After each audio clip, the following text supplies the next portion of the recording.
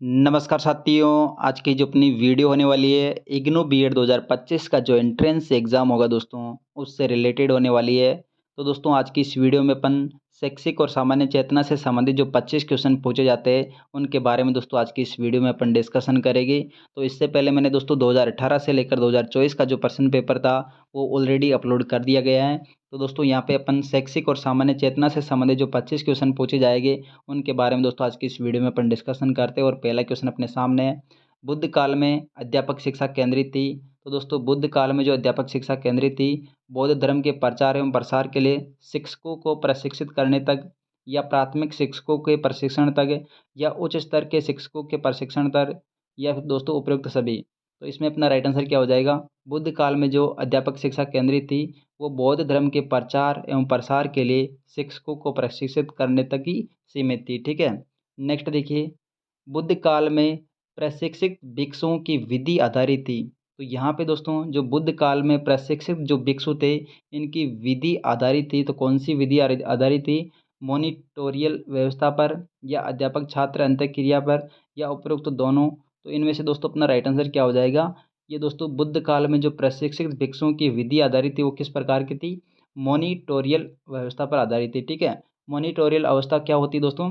जिसमें मतलब कि जो सीनियर जो स्टूडेंट होते हैं, वो अपने जूनियर स्टूडेंट को मतलब कि शिक्षा देते हैं। ठीक है, ये मॉनिटोरियल व्यवस्था होती है। नेक्स्ट देखिए, ब्रिटिश काल में सबसे पहले डेनिश मिशनरियों ने शिक्षक शिक्षक प्रशिक्षण स्कूल की स्थापना की थी।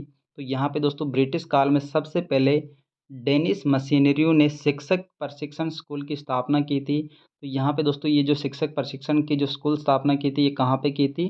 तो इसका अपना राइट आंसर क्या हो जाएगा? सेहरामपुर, पश्चिमी बंगाल में। ठीक है। नेक्स्ट देखिए,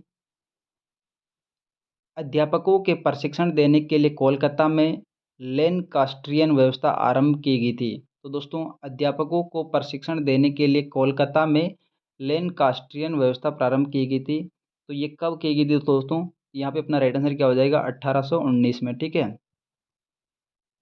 उत्तर प्रदेश में इलाहाबाद, आगरा, मेरठ आदि स्थानों पर दोस्तों नॉर्मल स्कूल आरंभ किए गए थे। तो दोस्तों उत्तर प्रदेश के इलाहाबाद, आगरा और मेरठ आदि स्थानों पे जो नॉर्मल स्कूल आरंभ किए गए थे, ये कब किए गए थे? तो इसमें अपना राइट आंसर क्या हो जाएगा दोस्तों?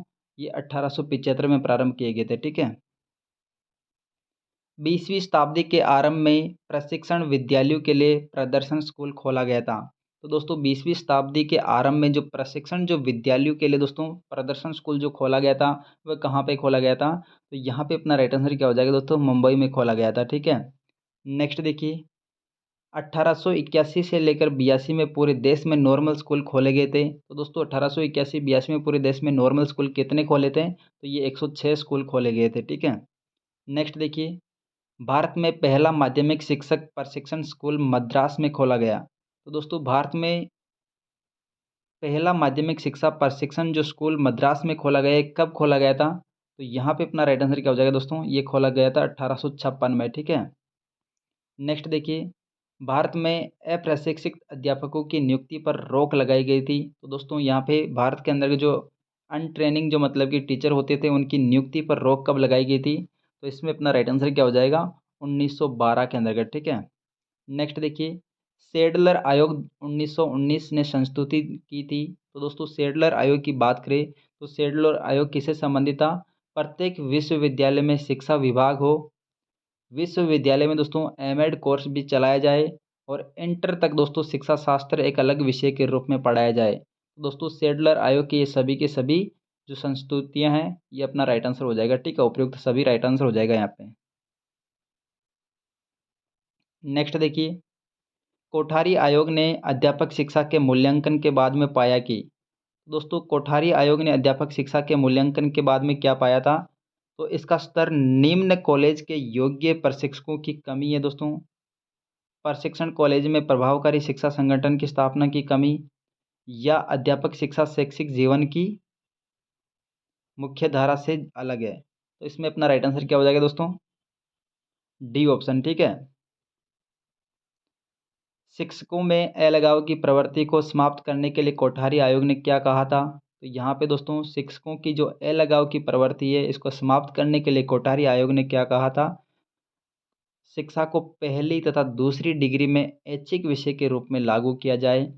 विश्वविद्यालय में अलग से शिक्षा विभाग हो जहां प्रशिक्षण, अध्ययन एवं अनुसंधान तीनों काम एक साथ हो। तो यहाँ पे दोस्तों उपरोक्त दोनों ऑप्शन अपने राइट आंसर हो जाएंगे। ठीक है, नेक्स्ट देखिए, अध्यापक प्रशिक्षण की अवधि के संबंध में कोठारी आयोग ने क्या कहा था? तो दोस्तों अध्यापक प्रशिक्षण की जो अवधि होती है इसके संबंध में कोठारी आयोग ने क्या कहा था? माध्यमिक पास विद्यार्थियों के लिए दोस्तों प्रशिक्षण काल 2 वर्ष का होना चाहिए और स्नातक के लिए दोस्तों 1 वर्ष का होना चाहिए। ठीक है, तो यहाँ पे दोस्तों कोठारी आयोग ने क्या कहा था अध्यापक प्रशिक्षण के लिए? तो माध्यमिक पास विद्यार्थियों के लिए प्रशिक्षण काल 2 वर्ष का होना चाहिए और स्नातक के लिए केवल 1 वर्ष का होना चाहिए। और अच्छे कॉलेजों में दोस्तों 3 स्तरों का स्नातकोत्तर पाठ्यक्रम चलाया जाना चाहिए। ठीक है, तो ऑप्शन नंबर अपना सी सही हो जाएगा, दोनों ऑप्शन सही है। निम्न में से कौन कोठारी आयोग का सुझाव नहीं था? तो दोस्तों इनमें से ऐसा कौन सा सुझाव हो जाएगा कि कोठारी आयोग का सुझाव नहीं था? तो इसमें अपना राइट आंसर क्या हो जाएगा दोस्तों? माध्यमिक प्रशिक्षण पाठ्यक्रम पढ़ाने के लिए कम से कम 2 विषय में स्नातकोत्तर और हो सके तो पीएचडी भी हो। दूसरा ऑप्शन है अध्यापकों को वही विषय पढ़ाने के लिए दिया जाए जिसे उन्हें मतलब कि उपाधि प्राप्त करने के लिए पढ़ा है। और अध्यापक शिक्षा के लिए केवल प्रथम श्रेणी में ही पास छात्रों का चयन किया जाए और प्राथमिक प्रशिक्षण स्कूलों में केवल उन्हीं को रखा जाए जो कि स्कूल में 10 वर्ष पूरे कर चुके हो तथा बीएड हो। तो दोस्तों इसमें से ऐसा कौन सा ऑप्शन है जो कि कोठारी आयोग का सुझाव नहीं था? ठीक है, तो इसमें अपना राइट आंसर क्या हो जाएगा दोस्तों? सी ऑप्शन सही होने वाला। ठीक है, अध्यापक शिक्षा के लिए केवल प्रथम श्रेणी पास छात्रों का चयन किया जाए। ठीक है, तो ये ऑप्शन दोस्तों कोठारी आयोग का नहीं था सुझाव। कोठारी आयोग ने शिक्षक प्रशिक्षण विद्यालय के संबंध में सुझाव दिया था। तो दोस्तों कोठारी आयोग ने शिक्षक प्रशिक्षण विद्यालय के संबंध में सुझाव दिया था। कौन सा सुझाव दिया था? इन छात्रों की फीस समाप्त करके इन्हें छात्रवृत्ति दी जाए, संस्था के पास अपना अभ्यास शिक्षण स्कूल हो, छात्राध्यापकों के लिए आवास की सुविधा हो। तो दोस्तों इसमें अपना राइट आंसर क्या हो जाएगा? 15वें क्वेश्चन में सभी के सभी ऑप्शन दोस्तों कोठारी आयोग से संबंधित है शिक्षक प्रशिक्षण के संबंध में। अध्यापक शिक्षा के व्यापक विद्यालय की संस्तुति। तो दोस्तों अध्यापक शिक्षा के व्यापक विद्यालय की संस्तुति किसने दी थी? तो इसमें अपना राइट आंसर क्या हो जाएगा दोस्तों? कोठारी आयोग ने। ठीक है, अध्यापक शिक्षा के व्यापक विद्यालय की संस्तुति कोठारी आयोग ने दी थी। राष्ट्रीय अध्यापक शिक्षा परिषद एनसीटीई का मुख्यालय कहाँ पे स्थित है? तो दोस्तों राष्ट्रीय अध्यापक शिक्षा परिषद एनसीटीई का मुख्यालय कहाँ पे? नई दिल्ली में। ठीक है, नेक्स्ट देखिए, अध्यापक शिक्षा की आवश्यकता इसलिए है क्योंकि अध्यापक शिक्षा की आवश्यकता क्यों है दोस्तों? प्रशिक्षित अध्यापक अधिक प्रभावी हो सकता है क्योंकि वह आधुनिक विधियां सीख कर आता है और प्रशिक्षण के दौरान वह छात्र बहुत से कौशल सीखते हैं जिनका प्रयोग करके संप्रेषण को प्रभावी बनाया जा सकता है और प्रशिक्षण के द्वारा छात्रों के अंदर व्यवसाय के प्रति सकारात्मक दृष्टिकोण उत्पन्न किया जा सकता है। तो यहाँ पे सभी के सभी ऑप्शन अपने राइट आंसर हो जाएंगे क्योंकि मतलब कि सभी के सभी अपने अध्यापक शिक्षा की आवश्यकता के लिए है दोस्तों। ठीक है, अध्यापक शिक्षा के द्वारा विकसित की जाती है। तो दोस्तों अध्यापक शिक्षा के द्वारा क्या चीज़ विकसित विकसित की जाती है? प्रत्येक छात्र के अधिगम को समन्वित करने की योग्यता, सामूहिक विकास अंतःक्रिया विश्लेषण की योग्यता, ज्ञान प्राप्त की व्यवस्था एवं दूसरों तक संचारित करने की योग्यता। तो ये दोस्तों सभी के सभी अपने राइट आंसर हो जाएगी। अध्यापक शिक्षा निश्चित करती है। तो दोस्तों अध्यापक शिक्षा किस चीज़ को निश्चित करती है? मनुष्य निर्माण की प्रक्रिया को, सामाजिक आवश्यकताओं, सीखने की विविधता, समुदाय व स्कूल के बीच में संबंध। दोस्तों अध्यापक जो शिक्षा होती है निश्चित करती है इन सभी ऑप्शनों को। शिक्षक आचार संहिता का महत्व दिया जाता है। तो दोस्तों शिक्षक आचार संहिता का महत्व दिया जाता है मॉनिटरियल व्यवस्था में, अध्यापक शिक्षा में या अध्यापक प्रशिक्षण में या उपरोक्त सभी।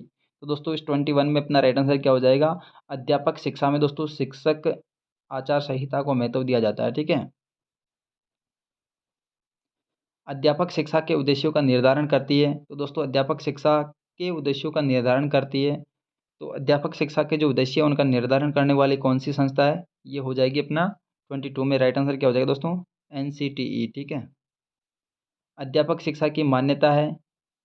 तो दोस्तों अध्यापक शिक्षा की मान्यता क्या है? अभ्यास द्वारा मानव के अंदर कौशल का विकास किया जा सकता है, प्रशिक्षण के तत्व को तोड़कर एक एक तत्व का अभ्यास किया जा सकता है। तो उपरोक्त दोनों अपने राइट आंसर सही होने वाले हैं। ठीक है, तो इसमें राइट आंसर क्या हो जाएगा दोस्तों? सी 23 में सी ऑप्शन। महाविद्यालय स्तर पर अध्यापक शिक्षा का उद्देश्य क्या होता है? तो महाविद्यालय स्तर पर दोस्तों अध्यापक शिक्षा का उद्देश्य क्या होता है दोस्तों? अध्यापक को परिवर्तित होते हुए समाज में दोस्तों स्कूल की भूमिका से अवगत कराना, या कक्षा की समस्याओं को हल करने के लिए दोस्तों छात्र अध्यापकों को शोध के लिए प्रेरित करना, या किशोरावस्था की जीव मनोसामाजिक आवश्यकताओं को पहचानने में दोस्तों छात्र की सहायता करना। तो दोस्तों यहाँ पे अपना राइट आंसर क्या हो जाएगा? D option. ये सभी के सभी जो मतलब कि परिवर्तित रूप है दोस्तों, अपने अध्यापक शिक्षा से संबंधित है, ठीक है। सेवाकालीन शिक्षा के लिए कार्यक्रम बनाना व सामग्री तैयार करने का दायित्व किसका है? तो दोस्तों सेवाकालीन जो शिक्षा है, इसके लिए कार्यक्रम बनाने और सामग्री तैयार करने का दायित्व किसके ऊपर है? तो दोस्तों एनसीईआरटी और एससीईआरटी के ऊपर है दोस्तों, ठीक है। प्राथमिक अध्यापकों को सेवाकालीन प्रशिक्षण प्रदान किया जाता है। तो प्राथमिक अध्यापकों को दोस्तों सेवाकालीन जो प्रशिक्षण प्रदान किया जाता है, वो किसके द्वारा दिया जाता है? तो ये दिया जाता है डाइट के द्वारा, ठीक है। एनसीटीई राष्ट्रीय अध्यापक शिक्षा परिषद के गठन के लिए संसद ने कानून पास किया था।